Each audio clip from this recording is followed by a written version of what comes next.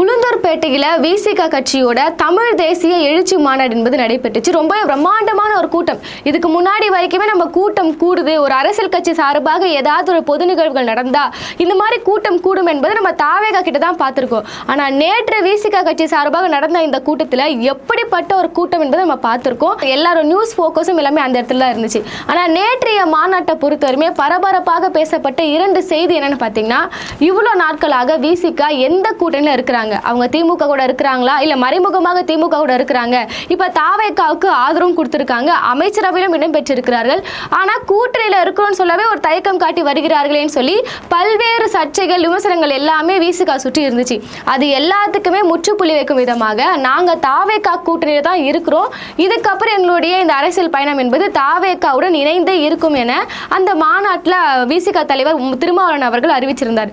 இதுதான் ரொம்ப பரபரப்பா பேச வேண்டிய ஒரு செய்தி. ஏன்னா அரசியல் களத்தை பொறுத்தவரையுமே ஒரு அரசியல் கட்சி பாலுங்கட்சி கூட ஒரு கூட்டணி அறிவித்திருக்கிறார்கள் என்றால், வெளிப்படையாக சொல்லியிருக்கிறாங்க என்றால், இதுதான் ஒரு பெரிய ஒரு செய்தி அரசியல் வட்டாரத்தில். ஆனால் இதை விட அதிகமாக விமர்சனத்துக்கு உள்ளான பேச்சு பொருளாக மாறி இருக்கக்கூடிய விஷயம் மாநாட்டில் நடந்தது என்னன்னு பார்த்தீங்கன்னா, நேற்று பெருந்திரளாக குடிக்கக்கூடிய அந்த நிகழ்ச்சியில் விசிக தொண்டர்கள் எப்படி நடந்து கொண்டார்கள், அவர்களை கட்டுப்படுத்த திருமாவளவன் அவர்கள் எவ்வளோ கஷ்டப்பட்டார்ன்றதான் இன்னைக்கு பேச்சு பொருளாக மாறி இருக்கு. நான் முன்னாடியே சொல்லியிருந்த மாதிரி இந்த மாதிரி பெருங்கூட்டங்கள்லாம் கூடுது, அதை கட்டுப்படுத்த முடியல, அதாவது அவங்க கட்சியோட தலைவருக்கே பாதுகாப்பு இல்லைன்ற நிலை எப்போ இருக்கும்னா, தாவேகா சார்பாக ஏதாவது ஒரு நிகழ்ச்சி நடத்துறாங்க இல்லை தாவேகாவோட அரசியல் கட்சி கூட்டங்கள்னா அந்த மாதிரியான நிகழ்வுகளை தான் இந்த மாதிரி தொண்டர்கள் ஒரு பாதுகாப்பு விதிகளை மீறி மேடைகள் மீது ஏறுறது, மரங்கள் மீது ஏறுறது, டிரான்ஸ்ஃபார்ம்ல ஏறுறது, இந்த மாதிரியான ஒழுங்கற்ற நடவடிக்கைகள் நம்ம பார்த்துட்டு வந்தோம். ஆனால் இன்னைக்கு விசிகாவோட தொண்டர்கள் இவ்வளோ மோசமாக நடந்து கொண்டு இருக்கிறாள். எவ்வளோ மோசம்னு பார்த்தீங்கன்னா, திருமாவளவன் அவர்களுக்கே அங்கே பாதுகாப்பு இல்லை. ஒரு கட்டத்துக்கு மேலே அவரால் இந்த ஸ்டேஜ்லேயே நிற்க முடியல,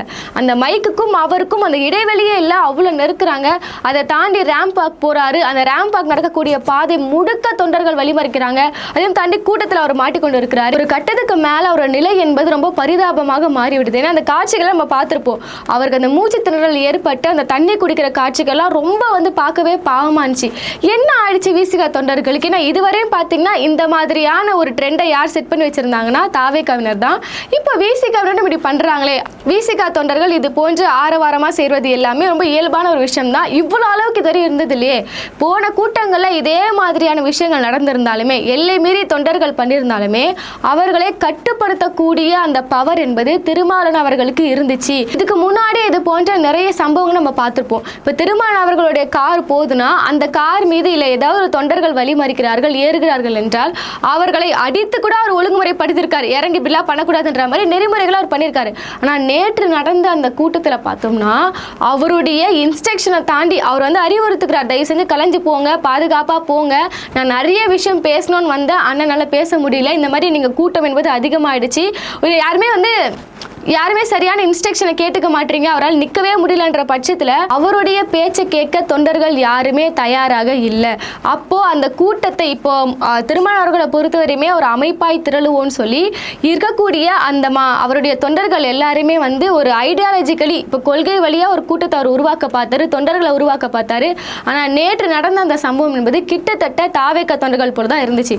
தாவேகாவினர் ஆட்சிக்கு எதெல்லாம் நார்மலைஸ் பண்ணாங்களோ இல்லையோ, இது போன்ற இந்த ஃபேன் மூமெண்ட் எல்லாத்தையுமே ரொம்ப நார்மலைஸ் பண்ணிட்டாங்க. இப்போ அவர் வந்தாங்கன்னா எப்படினாவது முதலமைச்சரை பார்த்துடணும், எப்படினாவது எங்கள் தலைவரை பார்த்துணும்னு சொல்லி எந்த எல்லைக்கும் போகிறாங்களே, இப்போ தனது உயிரை பணையம் வைத்தே போகிறாங்களே, இப்போ அதே மாதிரியான விஷயங்கள் நார்மலைஸ் ஆனதால் நாமளும் அப்படி பண்ணலான்ற மாதிரி இப்போ அவங்களே கெத்து காட்டுறாங்க, நம்மளும் நம்ம தலைவருக்கு கெத்து காட்டணுன்ற மாதிரி நினச்சிட்டாங்களா என்னன்னு தெரியல. ஆனால் நேற்று நடந்த அந்த கூட்டம் என்பது விசிகாவோட இருக்கக்கூடிய அந்த நற்பெயரை கெடுக்கக்கூடிய வகையில் தான் இருந்துச்சு. ஒரு கட்டத்துக்கு மேலே அவரால் நிறைய விஷயங்கள் பேச முடியலன்னு சொல்லி கிட்டத்தட்ட ஒரு 100 தீர்மானம் கொண்டு வந்திருந்தாரு. ஒரு 3 தீர்மானம் மட்டுமே வாசித்து விட்டு அந்த இடத்துல திருமாவளவன் அவர்கள் இப்போ சென்றக்கூடிய காட்சிகளை நம்ம பார்த்தோம். இது ஒரு விஷயம். இப்போ அரசியல் களத்தில் பார்த்தோம்னா ஒரு கூட்டணி அறிவிச்சிருக்காரு, அதை தாண்டி நேற்று அவங்க தொண்டர்கள் என்னென்ன பண்ணாங்க, அவர் மீதே தள்ளிவிட பார்த்தாங்க, வாகனத்து மேலே ஏறினாங்க, டிரான்ஸ்ஃபார்மில் ஏறினாங்கன்ற மாதிரி இந்த செய்திகள் தான் அதிகமாக பேசப்பட்டு வந்துச்சு. இன்னொரு விஷயம் முக்கியமாக விவாதிக்கப்பட வேண்டிய விஷயம் என்னென்னு பார்த்தீங்கன்னா, ஒரு கூட்டணி அறிவிச்சிருக்காரு. இதுக்கு முன்னாடி வரைக்குமே தாவேகாவோட இந்த பெரும்பான்மை தேடல் இருக்கும் போது இவங்களுக்கு இந்த 108 அந்த மெஜாரிட்டி அடையும் போது விசிகாவினர் வந்து நாங்கள் ஆதரவு கொடுக்குறோன்ற மாதிரி அவங்களோட ஆட்சிக்கு ஆதரவு கொடுத்துருந்தாங்க. அப்போதுலேருந்தே தொடர்ந்து காங்கிரஸ் உள்ள வராங்க, ஐஎம்எல் உள்ள வராங்க, இடதுசாரிகள் உள்ள வராங்க. எல்லாருமே வந்து காங்கிரஸ் போன்ற கட்சியினர் எல்லாருமே வந்து நாங்கள் கூட்டணியில் இடம்பெறுகிறோன்ற மாதிரி அறிவித்து விட்டார்கள். ஆனால் தொடர்ந்து விசிக தரப்புலேருந்து நாங்கள் கூட்டணியில் இருக்கிறோம். அதாவது இப்போ சமீபத்தில் பார்த்தோம்னா இந்த தோழமைகள் கட்சிகள்னு சொல்லிலாம் தாவேக தரப்புலேருந்து ஒரு கூட்டத்தை கூட்டினாங்க. அந்த கூட்டத்தில் இடதுசாரிகள் போல, அந்த கூட்டத்துக்கு இடதுசாரிகள் பங்கெடுத்துக் கொள்ளவில்லை. ஏன்னா அவங்க வந்து தயாராக இல்லை, நாங்கள் கூட்டணியில் போக போகிறோம் அப்படின்றதுக்கு அவங்க தயாராக இல்லை. இப்படி அந்த கூட்டத்தை இடதுசாரிகள், அதாவது சிபிஐ, சிபிஎம் போன்ற கம்யூனிஸ்ட் கட்சிகள் எல்லாருமே வந்து இந்த கூட்டத்தை புறக்கணித்திருந்தார்கள். ஆனால் திருமான் அவர்கள் அந்த கூட்டத்தில் பங்கெடுத்த பின்பும் அவர் என்ன சொல்றாருன்னா, நாங்கள் இந்த கூட்டணியில் இல்லை, நாங்கள் அந்த மாதிரி எதுவுமே அறிவிக்கலையே அப்படின்னு சொல்லியிருந்தார். அப்போ அவருடைய பேச்சுக்கள்ல ஆரம்ப காலகட்டத்திலிருந்தே தெளிவு என்பது இல்லை.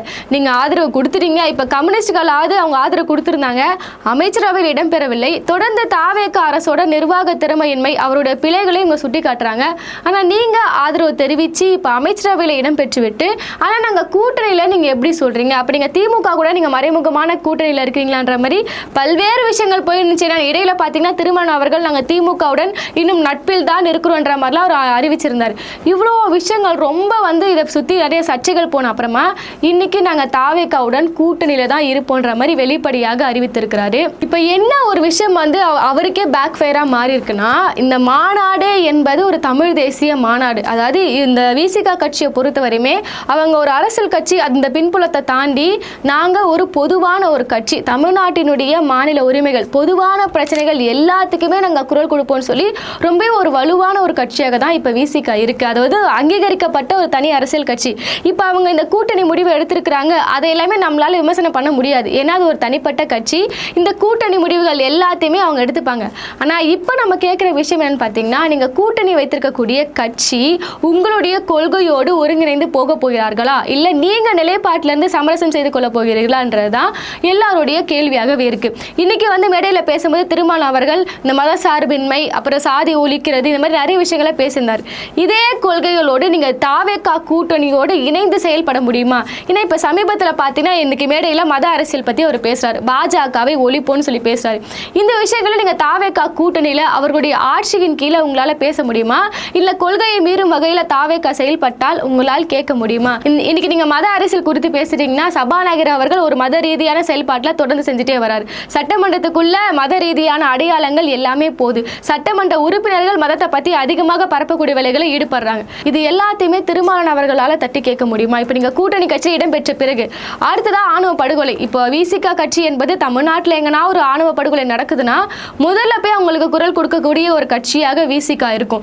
ஏதாவது ஒரு இடத்துல ஆணவ படுகொலை நடக்குது என்றால், சாதிய ரீதியான விஷயங்கள் நடக்குது, கலவரங்கள் நடக்குதுன்னா விசிக தரப்புல இருந்து ஆதரவு கொடுத்துட்டாங்களா முதல்ல பார்ப்பாங்க. ஸோ இப்படி இருக்கக்கூடிய ஒரு கட்சி தொடர்ந்து தாவேகா ஆட்சியின் கீழே ஆணவ படுகொலைகளும் நடக்குது, கஸ்டோரியல் டெத்தும் நடக்குது, சாதி ரீதியான விஷயங்கள் நிறைய நடக்குது.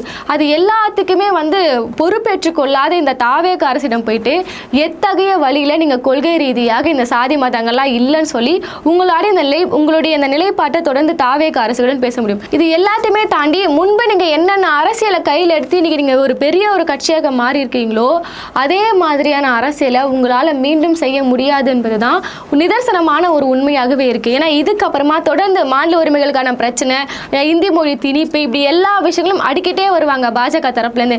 ஏன்னா அவங்கள பொறுத்தவரையுமே இங்கே திராவிட கட்சிகள் எதுவுமே ஆட்சியாளர்களாக இல்லை, ஆளுங்கட்சிகளாக இல்லை. ஸோ அவங்களுக்கு எந்த அளவுலாம் மறைமுகமாக தாண்டி நேர்முகமாகவே பார்த்தீங்கன்னா அவர்களுடைய அஜெண்டா பல்வேறு விஷயங்களை தமிழ்நாடு முழுக்க பண்ணிட்டு வராங்க. இஸ்லாமியர்களுக்கு எதிரான விஷயங்கள், கிறிஸ்தவர்களுக்கு எதிரான விஷயங்கள், மொழிகளை வந்து தமிழ் மொழியை ஒடுக்கிறது, இது மாதிரி பல்வேறு விஷயங்களை பண்ணிட்டு வராங்களே. இது எல்லாத்துக்குமே ஒன்றிய அரசை எதிர்த்தோ தமிழ்நாட்டினுடைய மாநில உரிமைகளுக்காகவோ தமிழ்நாட்டுக்காகவோ தமிழர்களுக்காகவோ குரல் கொடுக்காத ஒரு தாவேகா அரசை வைத்துக்கொண்டு எப்படி நீங்கள் இவ்வளவு நாள் பண்ணி கொண்டிருக்கக்கூடிய அந்த அரசியலை மீண்டும் பண்ணுவீங்க? எங்கள் கூட்டணியில் இணைந்து கொண்டு எவ்வாறு அவர்களை நீங்கள் கண்டிப்பீங்க? திருமான் அவர் என்ன சொல்லியிருந்தாருன்னா, ஒரு கட்சியிலேருந்து ராஜினாமா பண்ணிட்டு இன்னொரு கட்சிக்கு போகிறாங்கன்னா அது அவங்களுடைய தனிப்பட்ட விருப்பம், என்னை கேட்காதீங்கன்ற மாதிரிலாம் பேசியிருந்தாரு. அதுக்கப்புறம் அது தப்புன்ற மாதிரி சொல்லியிருந்தாரு. இப்படி ஒரு சின்ன எக்ஸாம்பிளுக்கு சொன்னோம்னா இந்த குதிரை பேர விஷயத்திலேயே அது தப்பு சரின்ற மாதிரி மாற்றி மாற்றி தனது நிலைப்பாடை தெரிவிச்சிருந்தாரு. சரி, கூட்டணி பேச்சுன்னு எடுத்துக்கிட்டோம்னா நாங்கள் கூட்டணியிலே இல்லை, நாங்கள் திமுக நட்பில் தான் இருக்கிறோன்ற மாதிரி பேசியிருந்தாரு. இப்போ கூட்டணின்னு அறிவிக்கிறார். இப்படி அவருடைய நிலைப்பாட்டிலும் பேச்சுக்களிலும் கொள்கை ரீதியான உறுதியிலுமே பல்வேறு தடுமாற்றங்களை நம்மளால பார்க்க முடியுது. ஆனால் இதை நம்ம ப்ராக்டிக்கலாக பேசணும்னா அவருடைய இடத்துல இருந்து பார்க்கும்போது ஆதவ வாதவஜன தான் சொல்றாருல, ஒட்டுமொத்த விசிகாவும் எங்க பக்கம் வந்துருச்சு, 90% விசிகா எங்க பக்கம் வந்துச்சுன்னு சொல்றாருல. அவர் விசிகா மட்டும் சொல்லல, அதிமுகவும் எங்க பக்கம் தான்ன்றாரு. முதலமைச்சர் என்ன சொல்றாருன்னா, உண்மையான காங்கிரஸ் எங்க கூட தான்ன்றாரு. இன்னும் அவங்க நேரடியாக பிஜேபி எங்க கூட இருக்குன்னு மட்டும் தான் சொல்ல, மற்றபடி விசிகாவே எங்க பக்கம்னு சொல்லிட்டாரு.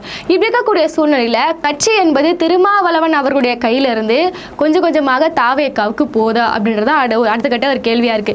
ஏன்னா எழுச்சி தமிழர் அவர்களுக்கு பிறந்த நாள் என்றால் நம்ம நிறைய பேனர்லாம் பார்த்திருப்போம். இதுக்கு முன்னாடி திருமாவளவன் அவர்களுடைய பிறந்தநாள் இருக்கும்போது அனைத்து இடங்களிலுமே வந்து பேனர் இருக்கும். அவருடைய போட்டோங்கள் எழுச்சி தமிழர் என்ற மாதிரி பெரிய கட் அவுட் பேனர்லாம் வச்சு அவருக்கான பிறந்தநாள் வாழ்த்தை போட்டு தொண்டர்கள் போட்டோலாம் இருக்கும்.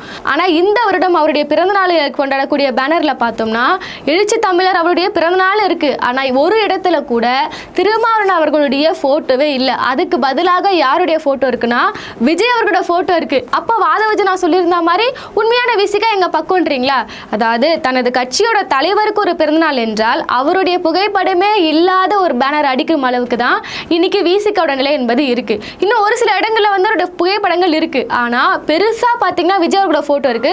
ரொம்ப சின்னதா கடமைக்கேன்ற மாதிரி திருமாவளவன் அவர்களுடைய போட்டோ என்பது இருக்கு. இப்படிதான் பாத்தீங்கன்னா ஒரு பேனர் இருக்கிற விஷயத்துல இருந்தே விசிகா கட்சியினர் எப்படி மெல்ல மெல்ல தாவேக்காவுக்கு போறாங்கன்றத நம்மளால புரிஞ்சுக்க முடியுது. இதே பேனரை இன்னைக்கு நடந்த இந்த மாநாடு கூட நீங்க சம்பந்தப்படுத்தி பாத்தீங்கன்னா அவருடைய பிறந்த நாள் அன்று முதலமைச்சர் விஜய் அவர்களோட போட்டோ இருக்குன்னா இன்னைக்கு இந்த மாதிரி தமிழ் தேசிய மாநாடுன்னு நடத்துறாங்கல்ல, இந்த மாநாட்டில் ஏதாவது ஒரு இடத்துல முதலமைச்சர் விஜய் அவர்களோட போட்டோவை நம்மளால பார்க்க முடிஞ்சதா? எங்கேயுமே இல்லை. அப்போ அவங்க தெளிவாக இருக்கிறாங்க. நீங்க வந்து தமிழ் தேசிய மாநாடு ஒன்று நடத்துறீங்க, அந்த இடத்துல நீங்க பிஜேபி பத்தி ஏதாவது விமர்சனத்தை முன்னெடுத்து வைப்பீங்க, எங்களுக்கு எதுக்குங்க வம்புன்ற மாதிரி நாங்க இந்த தமிழ் தேசிய கோட்பாடு இதுக்குள்ள நாங்க வரவே இல்லை, நாங்க சேஃபா இருந்திருக்கிறோம், அப்ப எங்களை இதுக்குள்ள இழுத்து விடும் வகையில நீங்க எதுவுமே பண்ணாதீங்கன்னு சொல்லி அவங்க ஒரு உஷாரான நிலையில தான் இருக்கிறாங்க. இது குறித்து வன்னியரசு அவர்களிடம் இன்னைக்கு பத்திரிகையாளர்கள் கேள்வி கேட்கிறாங்க. என்னன்னா, நீங்க ஒரு மாநாடு நடத்துறீங்க, கூட்டணி அறிவிச்சிட்டீங்க, தொடர்ந்து தாவேக்காவோட நீங்க இணக்கமாக இருக்கிறீங்க, தாவேக்காவை சார்ந்த எந்த ஒரு நபரும் ஒரு அமைச்சர் எம்எல்ஏ யாருமே இங்க வரலையே, அமைச்சர் எம்எல்ஏ அதெல்லாம் தாண்டி கடந்த ஆட்சி காலத்துல இதே மாதிரி நீங்க ஒரு மாநாடு போடும்போது முன்னாள் முதலமைச்சர் மு க ஸ்டாலின் அவர்கள் நேரடியாக மாநாட்டுக்கு வருவாரு, உங்களை புகழ்ந்துலாம் பேசுவாரு. ஆனா இன்னைக்கு நீங்க தாவேக்கா கூட கூட்டணி அறிவிச்சிருக்கீங்க, ரொம்ப இணக்கமாக இருக்கீங்க, அந்த சார்ந்த தாவேக்காவை சார்ந்த யாருமே இந்த மாநாட்டுக்கு வரலையே அப்படின்னு சொல்லி வன்னியரசு அவரோட இந்த கேள்வி கேட்கும் போது மறுபடியும் பத்திரிகையாளர் கேட்டுட்டே இருக்காரு. என்ன காரணம், ஏன் வரல, நீங்க கூப்பிட்டீங்களா இல்லையா, இல்ல அவங்க வரமாட்டேன்னு சொல்லிட்டாங்களா, இவ்வளோ விஷயங்களை வந்து அவர் சுத்தி ஒரு 3-4 வழிகளை கேட்கிறாரு. எந்த ஒரு கேள்விக்குமே வன்னியரசு அவர்களிடம் வந்து சரியான ஒரு பதில் என்பது இல்லை. அவர் வந்து ஏன் முதலமைச்சர் வரல, ஏன் தாவேக்கவினர் வரல அப்படின்னு சொல்லி கேள்வி கேட்டதுக்கு சம்பந்தமே இல்லாம இந்த மாநாட்டினுடைய முக்கியத்துவம் என்ன என்பதை நாங்கள் எங்கள் தொண்டருக்கு கொண்டு போய் சேர்க்கறதுக்காக தான் இந்த மாநாடுன்னு சொல்லி இந்த கேள்விக்கும் இந்த பதிலுக்கும் சம்மந்தமே இல்லாத ஒரு விடையை தான் வன்னியரசு அவர்கள் தரார். வன்னியரசு அவர்களை பொறுத்தவரையுமே எப்போ வந்து அமைச்சரவையில் இடம் பெற்றார்களோ அவர் வந்து நிலைப்பாட்டில் தவறு இருக்கிறார் அப்படின்றத தாண்டி அமைச்சரவையில் இடம் பெற்று விட்டதால விசிகால இருக்கும் போது அவர் எப்படி ஒரு கொள்கை தெளிவோடு இருந்தாரோ இப்போ அது மாதிரி இல்லை. ஒரு எக்ஸாம்பிளுக்கு சொல்லணும்னா ஆதி திராவிடர் நலத்துறையை சமூக நீதித்துறை என தாவேக அரசு மாத்துறாங்க. கிட்டத்தட்ட பாஜகவோட அஜெண்டாவே அதுதான், இங்க திராவிடம் என்பதே இருக்கக்கூடாது. இப்படி ஒரு துறையை மாற்றும் போது வன்னியரசு அதை வந்து கண்டிச்சு பேச மாட்டாரு. ஆனா விசிகால இருக்கக்கூடிய 2ஆம் கட்ட தலைவர்கள் அதை கண்டிக்கிறாங்க. இப்படி பல்வேறு விஷயங்கள் விசிகால முரண்களாக இருக்கு. இன்னைக்கு நீங்க தமிழ் தேசத்தை பத்தி பேசுறீங்களா, திருமாவளவன் என்ன சொல்றாருன்னா நாங்க இணைந்தே செயல்பட போறோம், இதுக்கப்புறம் எங்களுடைய பயணம் என்பது தாவேக்காவுடன் தொடரும் சொல்றீங்களே, தமிழ் தேசத்தை நோக்கி நீங்க போனீங்கன்னா அதாவது சாதி மதம் எல்லாத்தையும் கடந்து நாங்க ஒரு தமிழ் தேசத்தை நோக்கி நீங்க போறீங்கன்னா எப்படி நீங்க தாவேக்கா வச்சுட்டு இருப்பீங்க? தமிழ்நாட்டினுடைய மாநில உரிமைகள் சார்ந்த எந்த ஒரு விஷயத்துக்கும் தாவேக்கா குரல் கொடுக்கறத தாண்டி அதை கண்டுக்க கூட மாட்டுறாங்க. எப்படி அவங்கள வச்சுட்டு அவர்களுடைய துணையோட நீங்க இதை கடக்க போறீங்கன்றதான் எல்லோருடைய ஒரு கேள்வியாக இருக்கு. இப்ப சமீபத்தில் பார்த்தோம்னா கர்நாடகத்தில் 3 தமிழர்கள் சுட்டுக் கொல்லப்பட்டிருக்கிறாங்க. என்ன காரணம்னு அவர் கேட்கல. இன்னொன்று காவிரி பிரச்சனை வரும்போதும் அவர் வாய் திறந்து பேச மாட்டாரு, தமிழ் தாய் வாழ்த்து புறக்கணிக்கப்படும் போதும் அவர் வாய் திறந்து பேசுறாரு. இப்படி தமிழ்நாட்டுக்கோ தமிழர்களுக்கோ தமிழர்கள் மாநில உரிமைகளுக்கோ ஒரு விஷயம் நடக்கும்போது எதையுமே வந்து தாவேக அரசு கண்டுக்க மாட்டாங்க. இப்படி அந்த மாதிரி பிரச்சனைகள் வரும்போது ஒன்றிய அரசை எதிர்த்து நம்ம மாநில உரிமைகளுக்காக போராடணும் அப்படின்ற உணர்வு அவங்க கிட்ட இல்ல, பொறுப்பு இல்ல. இவர்களை வைத்துக்கொண்டு எப்படி நீங்க தமிழ் தேசியம் அப்படின்ற பாதையில நீங்க போக போறீங்கன்றதான் அனைவருடைய ஒரு கேள்வியா இருக்கு. இறுதியா என்ன ஒரு விஷயம் சொல்றாருன்னா, இது வரைக்கும் நம்ம ஒரு அங்கீகரிக்கப்பட்ட ஒரு கட்சியாக இருந்திருக்கும், ஆனா இதுக்கப்புறம் ஆளுங்கட்சியாக மாறணும். இதுவே வந்து நம்மளால ஒரு புரிஞ்சு கொள்ள முடியாத ஒரு ஸ்டேட்மெண்ட் தான் இருக்கு. இதுவரையுமே திருமாவளவன் அவர்கள் பேசும்போது ரொம்ப பிராக்டிக்கலா யதார்த்தத்தை புரிந்து கொண்டு பேசுவார். ஆனால் இப்போ என்ன சொல்கிறாருன்னா, நம்ம கூட்டணியில் இருந்து கொண்டு நம்ம ஆளுங்கட்சியாக மாறப்போகிறோம் என்றால் அது எப்படி? ஏன்னா தாவேக்கானரை பொறுத்த வரையுமே அடுத்த 50 ஆண்டு காலங்களுக்கு நாங்கள் தாண்ட ஆளுங்கட்சின்ற மாதிரி அவங்க இருக்கிறாங்க. எப்படி நீங்கள் வந்து கூட்டணியில் இணைத்து கொண்டு நீங்கள் எப்படி வந்து ஒரு ஆளுங்கட்சியாக மாறப்போறீர்கள் என்பதே எல்லாருடைய ஒரு கேள்வியாகவே இருக்குது. ஆனால் இன்றைய நாளை பொறுத்த வரையுமே அவங்க கூட்டணி குறித்தான ஒரு தெளிவான ஒரு விளக்கத்தை இப்பயாவது கொடுத்துருக்காங்க. ஏன்னா விசிகா மீது பல்வேறு விமர்சனங்கள் தொடர்ந்து வந்துட்டே இருந்துச்சு. அட்லீஸ்ட் நாங்கள் தாவேக்கா கூட கூட்டணி இருக்கிறோன்னா தயவு செஞ்சு அதை சொல்லிடுங்க, இல்லைன்னா எங்களுக்கு இருக்க விருப்பம் இல்லைன்னு சொல்லிடுங்க. ஆனால் தொடர்ந்து எதற்காக நாங்கள் இல்லை இருக்கோன்ற மாதிரி ஒரு ஸ்டேட்மெண்ட்டை, அதாவது ஒரு சர்ச்சைகளை விமர்சனங்களை கிளப்பத்துக்கு நீங்களே வாய்ப்பு தரீங்கன்ற மாதிரி அவர்கள் மீது ஒரு குற்றச்சாட்டு இருந்துச்சு. அதற்கான ஒரு முற்றுப்புள்ளி வச்சிருக்காங்க. இதுக்கப்புறம் கூட்டணியில் பயணிக்க போறார்கள். தொடர்ந்து தாவேக்கா அரசு ஒரு குற்றச்சாட்டே வைக்க முடியாத அளவுக்கு, விமர்சனங்களே வைக்க முடியாத அளவுக்கு அவங்க ஆட்சியெல்லாம் கொடுத்துட்டு இல்லை. இந்த 100 நாள் ஆட்சின்ற மாதிரிலாம் அவங்க ப்ரொமோஷன் பண்ணுறாங்க. இந்த 100 நாள் ஆட்சிக்குள்ளேயே சட்ட ஒழுங்கு, மாநில உரிமைகள், ஒன்றிய அரசோட தலையீடுன்னு பல்வேறு விஷயங்கள் போயிட்டு இருக்கு. இது எல்லாத்துக்குமே தாவேக்கா அரசின் மீது ஒரு குற்றச்சாட்டு என்பது அனைத்து தரப்புலேருந்து வந்துட்டு இருக்கு. இப்படி இருக்கக்கூடிய சூழ்நிலையில் இல்லைனா கூட்டணியில் இருக்கிறோம் அமைச்சரவையிடம் பெற்றுவிட்டோம் சொல்லி அமைதியாக கடந்து போறீங்களா? இதே விஷயத்தை தான் இடதுசாரிகளும் பண்ணாங்க.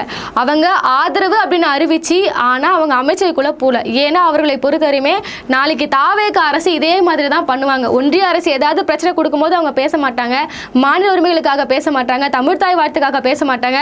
அதனால நம்ம கூட்டணியில் இடம் பெற்று விட்டால் நம்ம எந்த ஒரு அவர்களை விமர்சிக்கவோ, குற்றச்சாட்டுகளை முன்னெடுத்துக்கவோ, அவர்களை சுட்டி காட்டவோ, கண்டிக்கவோ நம்மளால முடியாதுன்னு தெரிஞ்சுதான் நீ ஆதரவு அப்படின்ற நிலைப்பாட்டோடு அவங்க நின்று விட்டார்கள். ஆனால் இன்னைக்கு அவங்க ஆதரவு என்ற நிலைப்பாட்டை அறிவித்து விட்டு கூட்டணி அறிவிக்கிறதுக்கு முன்னாடியே பல்வேறு விஷயங்களை தாவேக்காவோட அவங்க சமரசமாக போறாங்கன்ற விமர்சனங்கள் அவர்கள் மீது இருக்கு. இப்போ கூட்டணியையும் அறிவித்து விட்டார்கள். இது எப்படி போக போகுதுன்னு தெரியல. மறுபுறம் பார்த்தீங்கன்னா கூட்டணி ஒரு புறம், இன்னொரு விஷயம் என்னன்னா அவர்களுடைய தொண்டர்கள், அவர்களும் தாவேக்கா தொண்டர்களை போன்று தன்னை பரிணமித்துக் கொண்டு வருகிறார்கள்.